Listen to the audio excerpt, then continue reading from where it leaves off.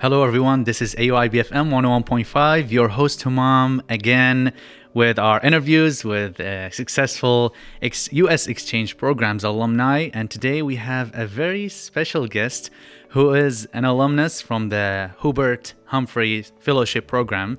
So the mic is yours, so please kick it off by telling us a little bit about yourself. Humam, thanks for having me. It's a pleasure to be here today.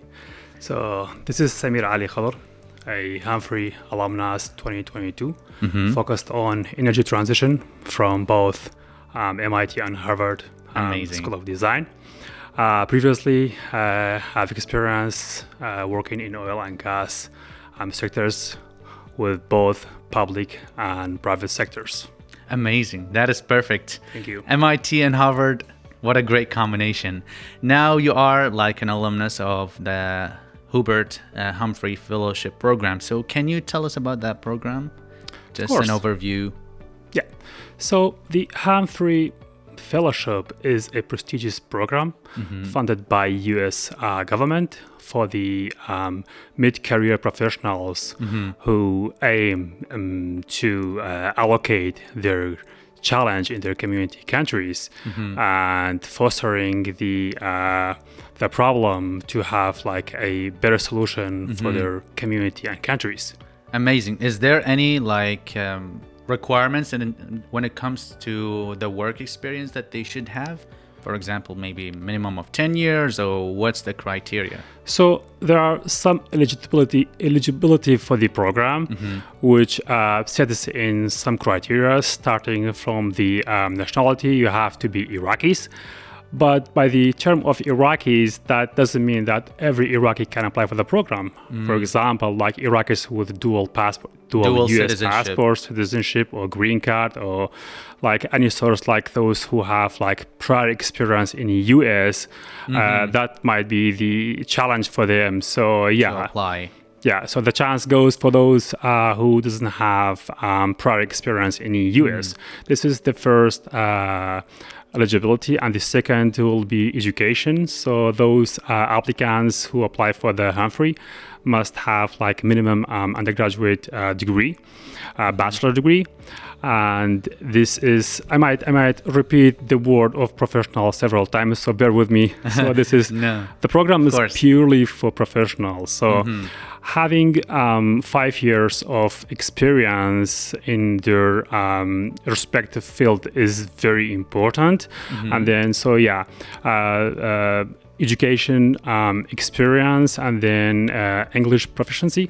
So those who apply, they must have like a good English level. Score. Yeah, of course. A minimum score of TOEFL test, right? What is the minimum score? So the test standards such as TOEFL and IELTS is divided on many criteria. So it depends on the application. If you have like a very strong applications that when your application has been reviewed by the committee of Fulbright, and then they think that you are a good candidate to get that post, so they might like give you more chances. For example, if your score is below 80 from TOEFL, so they might enter you in the program called Short Term of English. Exactly. This is like 10 weeks of English, or called pre-academic course. But even though like the program is very kind, if you like didn't meet that score, like let's say for example, like if your score, like let's say below 80 and somehow like above 60, you might get that short-term course. But if your score is below that one, after finishing the course, you might have a chance to get like a long-term of English course, which is like around, I would say, like more than that 10 weeks. So usually starts from April. By the way, the program is like 10 months. We call it like non-degree academic program for 10 years. Sorry, for 10 months. And then, but this is not like written on stone. You might like extend that period. We are going to talk about those details in a minute. Yeah. Amazing. Now, when it comes, every single program has an application. When it comes to the application process regarding the Humphrey program, in terms of the essays that you have to write and maybe several tests, so can you give me an overview? When it comes to the Fulbright, there's 2 essays, for example, and 2 questions in the application portal. There's recommendation letters. What about the Humphrey program? So the Humphrey program, like as you know, the timeline starts from April until like 3rd of June, and there are some criteria for the essays. So there's online application form, you have to fill it. Among them, around like roughly 5 small essays. But then answering the exact questions is going to be like playing a very big role. Exactly. So yeah, besides of like having as I mentioned before, like the educational background, record and professional experience in your career, you have to answer those questions which are mostly focused on leadership and public service for a community. Yeah. So the program mainly is focusing for those who have like the ability of leadership, and they have like previously served in their community. And well, I actually ask for those who need help applying for this program. I just ask them a very simple questions: how you can make your community, your city, your country, or global, or like generally, how can you make the world a better place? How to impact the community positively. Correct, exactly, yeah. So there are many areas we are going to talk in a minute about them. So how you can make your city, your community is a better place. Regardless of the size of the community, maybe the smaller one or maybe the bigger one. So you can serve them anyways. We talked about the TOEFL exam. Is there any other exams, for example, the GRE test or the GMAT? Is that required in your application? So for Humphrey Fellowship, they are mostly focused on, again, professional experience with TOEFL as the only criteria. They are not going to focus on GRE or other tests. That's for the Fulbright Foreign Student Program, because they will pursue a master's degree. Yeah, of course. Yeah. Amazing. Now, let's leave the application process and let's consider that we got accepted to the program and we started. What does the typical structure of the one-year Humphrey program looks like? Can you walk me through the application? So the program, sorry. This amazing program, it is contained 2 components. So one is academic. So during that 10 months of study at US leading universities, so the fellows will be able to choose their subject or curriculum that they want to pursue. It's not like if you compare it with the Fulbright foreign students, so you have a list of subjects you have to take them around during the year. But Humphrey, as I said before, is professional, so they're gonna treat you as a professional person. For example, if you are studying at, I'll take myself as an example. When I was in Boston, so I was taking managerial and leadership course from Harvard. On the other side, I was taking the technical engineering courses from MIT. So they will gonna teach you as a professional member, so you know what you need and what your community needs. So based on that, you are going to choose your courses. But this is for the academic part. So the mainly is focused on professional development. Besides of taking some courses from the universities, you have to have some duties to work with other, I would say, companies, organizations. So basically, the advice would take almost 2 or 3 classes or subject.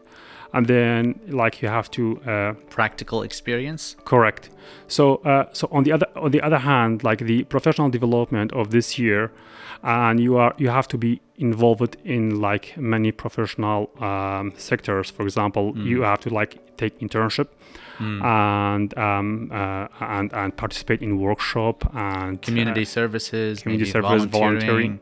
Exactly, yeah. So besides of taking classes from schools, you have to apply it with the I would say the best location. So taking classes, if I take myself as an example, I'll take classes from design school from Harvard and MIT. Then I was working with a company, a very prestigious company called SGH. So I was practically design what I've learned in the school. Yeah. When it comes to choosing the institution that you want to study or to be trained at, I know that for the Fulbright Foreign Student Program, you have to pick 4 universities, and then you can't choose Ivy Leagues, maybe for all the 4 options. But when it comes to the Humphrey program, do you have the big privilege or the accessibility to choose whatever university that you want to enroll? It depends on the area that you are working on. For example, there's 4 main sectors that Humphrey goes, which are professional development and I would say human rights, and then sustainable development, and then climate change. So those who are working on sustainable land and planning mostly goes to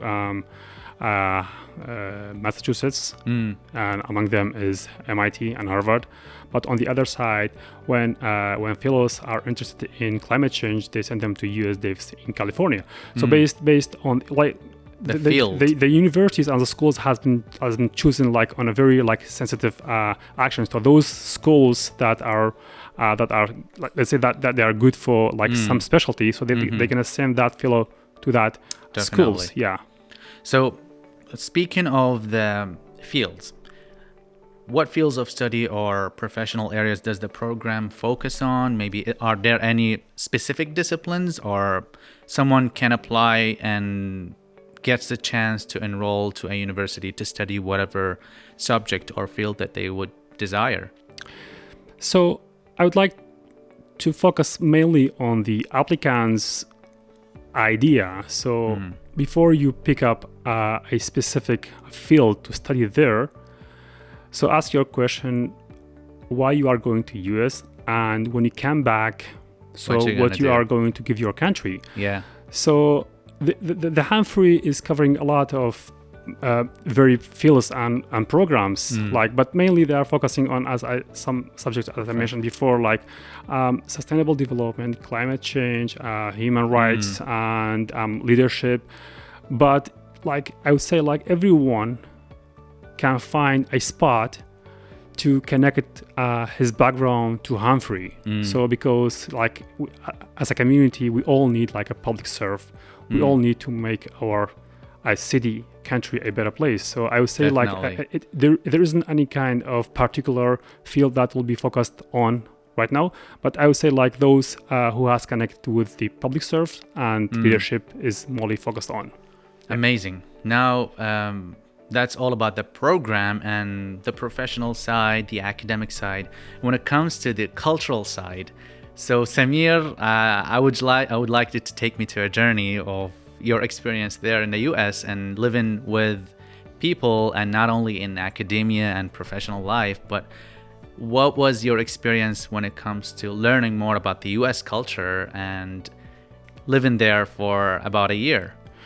Well, as says that you are a cultural ambassador in your country. Definitely. So I was focused like people in the US were more excited to know about Iraqi culture than I was expected. So I was so surprised that people who want to focus on your culture. So I was so happy to explain what's Iraq, what's our country look like.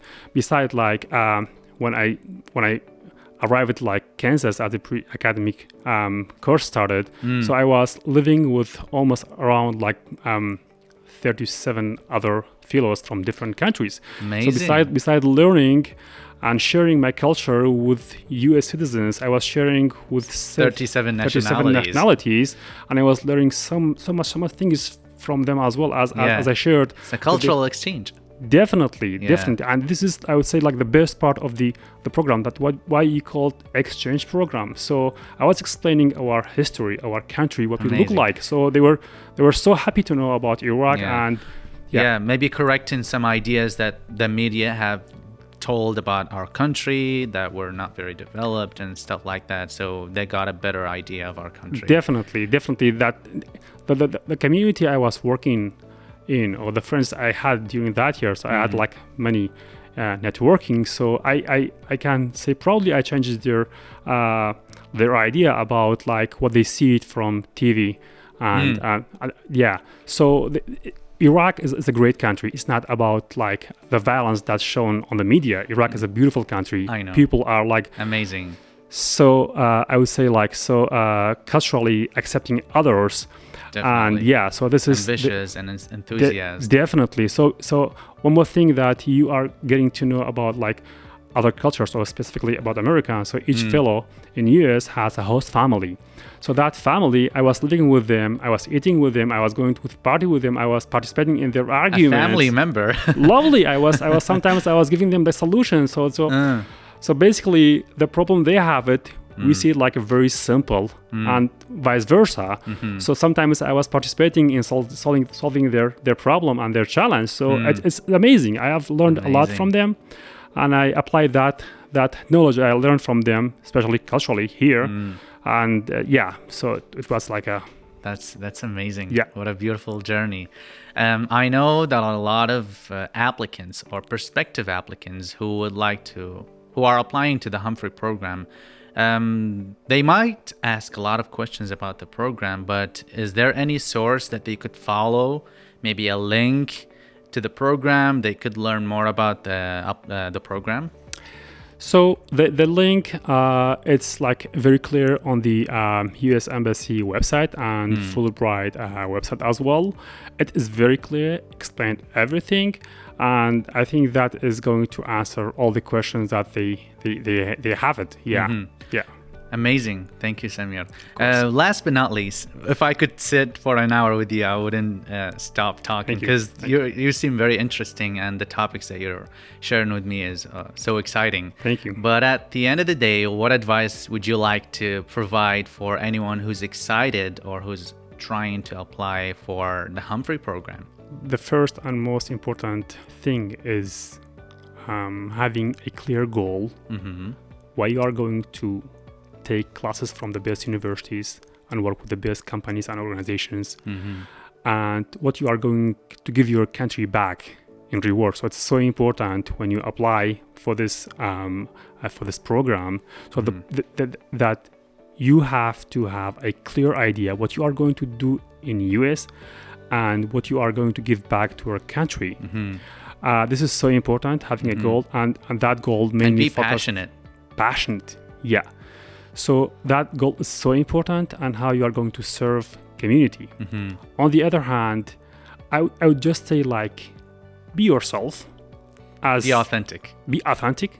We are living in the chat GPT age. Definitely. So the people who are going to read your essays, they're gonna read from top to down, and they're enough smart to know that if they have experience of reviewing thousands of essays. So. Definitely, and all the essays will be read, and just be yourself. It's not important that you are going to be whatever your idea might not be that sufficient. You think so, but it might be worthwhile. So sparks an interest in the definitely reader. So just be yourself and have a clear goal, and then just prepare for the English proficiency. So if you think that you're English by the time, because when your application goes for the further level, so at that time, until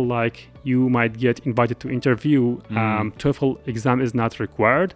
But you have an open window to strengthen your ability in English language. So it's main criteria. So those are it's not a difficult program. Definitely. It's not a difficult program, but it is the best program. It is the best program, exactly. And it just requires some efforts and time management. And if you're paying efforts, I think it wouldn't be wasted. Definitely. Yes. And beside of those points I have mentioned before, just try to network with those I would say previous alumni and learn from their mistakes, and they might be helpful, and or maybe watch this interview. Definitely. Yeah. Thank you, Samir, so much for being in our studio, and I'm very glad that you made the time to attend to AUIB and AUIB FM to benefit everyone who's excited to go there and come back and serve Iraq. Humam, thank you for having me. Thank you so much. You can listen to this interview when we're sharing it on social media, and you can check the link on the US Embassy website or maybe their social media to learn more about the program. And if you have any questions, then you can reach out to AUIB FM and American Space. Thank you so much.